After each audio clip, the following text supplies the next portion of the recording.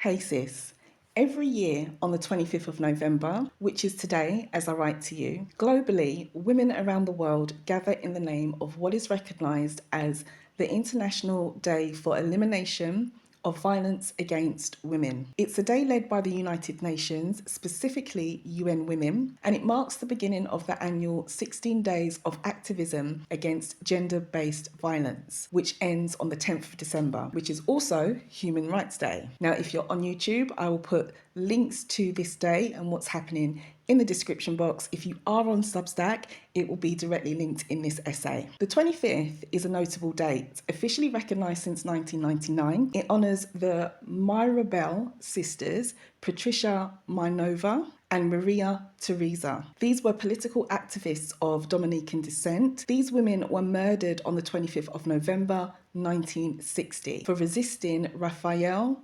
Trujillo's dictatorship. Their story became a global symbol of women's resistance, a clear overview of these women's histories and what has happened that was so significant. The day was dedicated to women and violence against them. Time has a wonderful feature on these sisters. And if you are on YouTube, I will link it in the description box. If you're on Substack, you will find it in this essay. So as a Black British woman myself, a daughter to Caribbean immigrant parents to the UK, these women and their story is almost personal to me, with these women being of Caribbean descent. And I will be participating in 16 days of activism against violence against women. For us Black women across the diaspora, in every corner, from Lagos to London, from Kingston to Florida, from Kenya to even Paris, it does not matter where you are. This day speaks in a different tone to us, a sharper one. It's not only a day of awareness, but a day that mirrors our lived realities now. When we consider that Black and brown women have the highest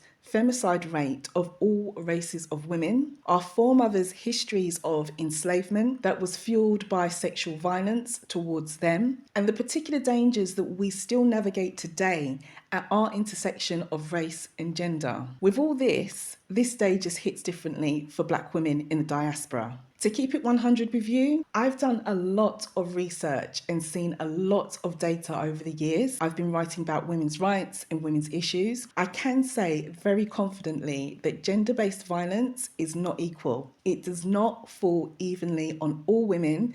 Even the statistics will reflect this. Black and brown women face double exposure. We have misogyny, mistreatment from our own men, and the weight of racism from non-Black or brown people, plus gender. This means we are more vulnerable to violence, yet we are less likely to believe, less likely to be protected, or even supported. We are also less likely to report violence against us, as Corbyn Place reported in their research a layered look at domestic violence in the Black community. So if you're on YouTube, I will link that research in the description.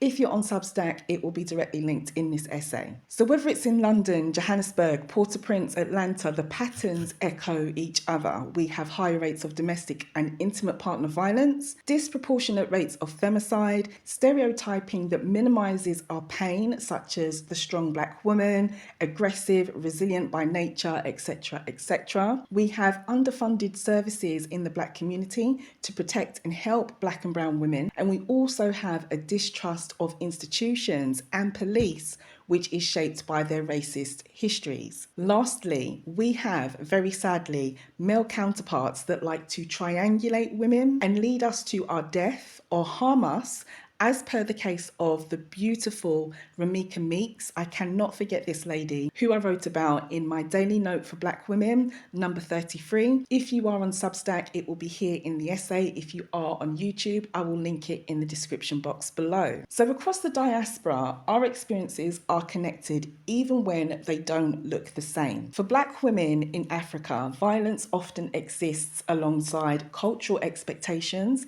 economic pressures, political instability, and the legacies of colonialism. For Black women in the Caribbean, gender-based violence is shaped by post-colonial histories, poverty, tourism economies, and the structural vulnerability of being on a small island. For Black women in Europe, the violence is intensified by racism within institutions, within policing, healthcare, immigration systems, and social services that were never really designed with us in mind. For Black women in the Americas, the statistics are staggering, with disproportionate rates of homicide, police violence, sexual assault, and domestic violence rooted in centuries long of structures of racial inequality. So what we see across the diaspora is different geographies, but the same pattern. Different languages, but the same fear. Different histories, but the same struggle for safety. And liberation from violence against Black women, which has been part of our history since we've been on the plantation.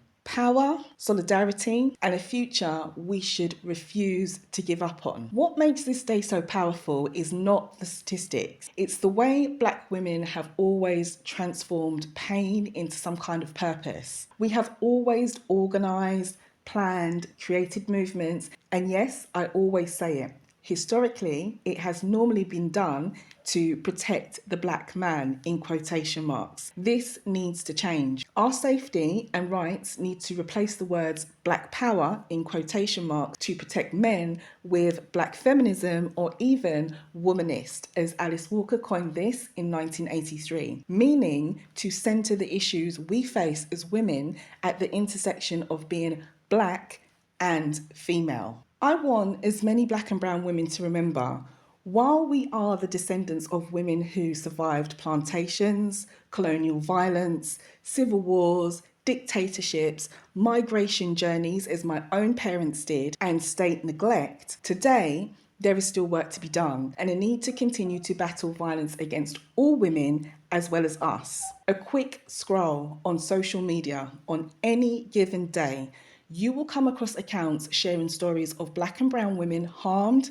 missing, or murdered. Follow these accounts and raise awareness. Across the diaspora, Black women's organisations, often underfunded and often ran from places like kitchens, community centres, WhatsApp groups, and even church basements, they are there and they are doing the work. They are sheltering women, protecting children, counselling survivors, advocating for policy change, rebuilding communities after violence, and fighting for young girls' better futures. The point here is this. These spaces are the true backbone of the 25th of November for us. They work all year round. They are the quiet revolutionaries, the activists, and workers with boots on the ground with women who need help. Support them if you can in any way. Then you have the loud, antagonistic, like me, who directly highlight the harm done to women across social media,